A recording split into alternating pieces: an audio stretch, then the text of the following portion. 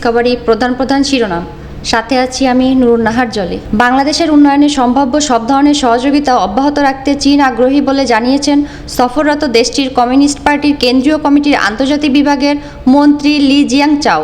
বঙ্গভবনে রাষ্ট্রপতি মোহাম্মদ শাহাবুদ্দিনের সঙ্গে সাক্ষাৎকালে মন্ত্রী তার সরকারের এ আগ্রহের কথা জানান। চীনের কমিউনিস্ট পার্টির আন্তর্জাতিক বিভাগের মন্ত্রীকে বঙ্গভবনে স্বাগত জানিয়ে রাষ্ট্রপতি মোহাম্মদ শাহাবুদ্দিন বলেন, চীন বাংলাদেশের অন্যতম গুরুত্বপূর্ণ উন্নয়ন অংশীদার। তিনি বলেন, পদ্মা সেতু, rail link, Karnaphuli tunnel, elevated expressway সহ বাংলাদেশের বিভিন্ন মেগা প্রকল্প বাস্তবায়নে চীনের সহযোগিতায় বাংলাদেশের অর্থনৈতিক উন্নয়নকে ত্বরান্বিত করেছে। ভারতের সঙ্গে সম্পাদিত রেল যোগাযোগ চুক্তির বিষয়ে প্রধানমন্ত্রী শেখ হাসিনা বলেছেন, ভারতের সঙ্গে রেল যোগাযোগ চুক্তির সমালোচনা হবে কেন? এই চুক্তির ফলে আমি দেশটাকে কিভাবে বিক্রি করে দিলাম। স্বাধীনতা, সার্বভৌমত্ব রক্ষা করে আমরা দ্বিপক্ষীয় চুক্তিগুলো করেছি। আমরা দেশ বিক্রির জন্য কোনো চুক্তি করিনি। শেখ হাসিনা দেশ বিক্রির জন্য কোনো চুক্তি করে না। কোনো ব্যাংক যখন দুর্বল হয়ে যায়, সেটিকে সহযোগিতা করা হয় যাতে সেটা ভালোভাবে চলে। ব্যাংকে যারা আমানত রাখেন, সেই আমানতকারীদের স্বার্থ সংরক্ষণ করা সরকারের দায়িত্ব। আজ মঙ্গলবার প্রধানমন্ত্রী তার সরকারি বাসভবন গণভবনে আয়োজিত সংবাদ সম্মেলনে এসব কথা বলেন। বিএনপির অবস্থান ভারতের বিরুদ্ধে নয়, শেখ হাসিনা সরকারের বিরুদ্ধে বলে জানিয়েছেন দলটির মহাসচিব মির্জা ফখরুল ইসলাম আলমগীর। দেশের স্বাধীনতা, সার্বভৌমত্ব রক্ষায় বিএনপি সবসময় সোচ্চার বলেও দাবি করেন তিনি।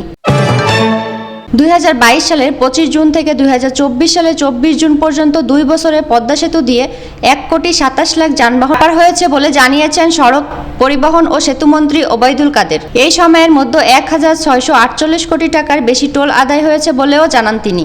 আগামী 27 জুন সপ্তম ও অষ্টম কিস্তির 314 কোটি টাকার চেক প্রধানমন্ত্রীর মাধ্যমে অর্থ বিভাগকে হস্তান্তর করা হবে। কম কথা বলে বেশি কাজের মাধ্যমে নিজ নিজ জায়গা থেকে স্বাস্থ্যসেবা ও স্বাস্থ্যশিক্ষায় ভূমিকা রাখার পরামর্শ দিয়েছেন স্বাস্থ্য ও পরিবার কল্যাণ মন্ত্রী ডাক্তার সামন্ত লাল সেন।